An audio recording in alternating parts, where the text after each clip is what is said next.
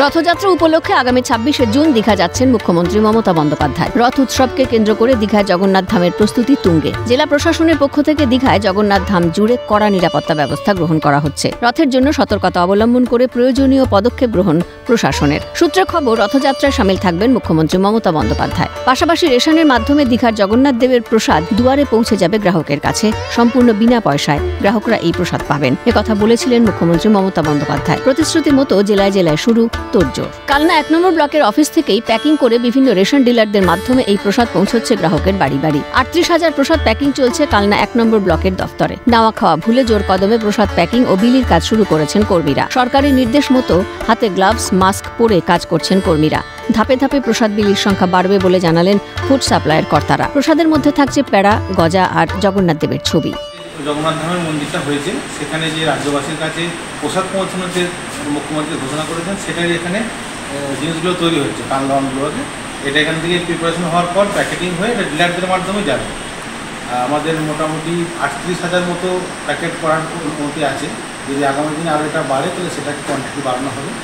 এইভাবে কাজটা চলছে। কী করছো তোমরা? আমরা এটা মুখ্যমন্ত্রীর নির্দেশে জগন্নাথের মন্দিরে প্রসাদ বিলি করার জন্য প্যাকেট করছি।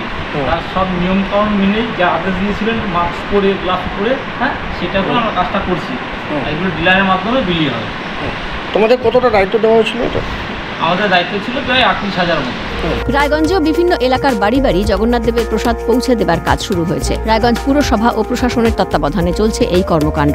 শুক্রবার সকালে খাদ্য সরবরাহ দফতরের পক্ষ থেকে রায়গঞ্জ শহরের ২ নম্বর ওয়ার্ডের সুদর্শনপুর বটতলা এলাকায় দুয়ারে রেশন থেকে গ্রাহকদের হাতে হাতে তুলে দেওয়া হয় জগন্নাথ দেবের প্রসাদের প্যাকেট। জানা গিয়েছে, এই প্রসাদ তৈরির জন্য দীঘার জগন্নাথ মন্দির থেকে ক্ষীর পাঠানো হয়েছে শহরের বরাতপ্রাপ্ত কিছু মিষ্টির দোকানে। সেই ক্ষীর দিয়েই তৈরি হয়েছে জগন্নাথ দেবের প্রসাদ। প্রসাদ বিতরণী কর্মসূচিতে উপস্থিত ছিলেন রায়গঞ্জের পুর প্রশাসক সন্দীপ বিশ্বাস, ওয়ার্ড কোঅর্ডিনেটর শিল্পী দাস সহ অনেকেই।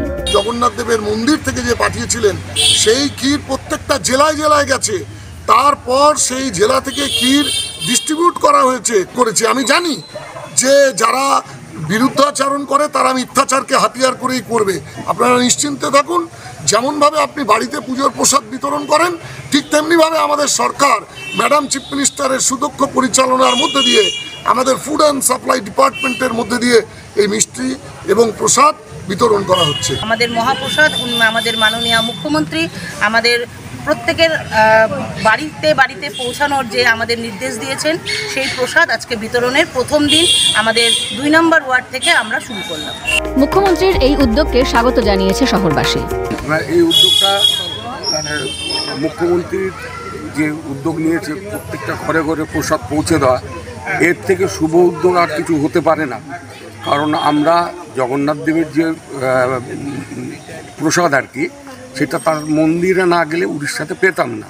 কিন্তু আজকে মুখ্যমন্ত্রীর উদ্যোগে আজ ঘরে ঘরে তিনি পৌঁছে দিচ্ছেন, এটা একটা শুভ উদ্যোগ।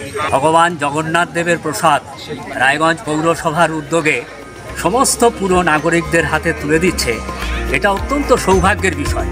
দীঘা জগন্নাথ ধাম তৈরি নিয়ে বিজেপির সমালোচনার মুখে পড়তে হয়েছিল সরকারকে। সব প্রতিবন্ধকতা কাটিয়ে অবশেষে তৈরি হয়েছে জগন্নাথ ধাম। এমনকি প্রসাদ বিতরণ নিয়েও জল ঘোলা হয়েছে। জনমানসে ব্যাপক সাড়া ফেলেছে দীঘার এই জগন্নাথ ধাম। এবার প্রসাদ বিতরণেও খুশি রাজ্যের মানুষ। খালেদ জামাল, অরূপ সেনগুপ্ত ও নন্দদুলাল সরকারের রিপোর্ট, ক্যালকাটা নিউজ।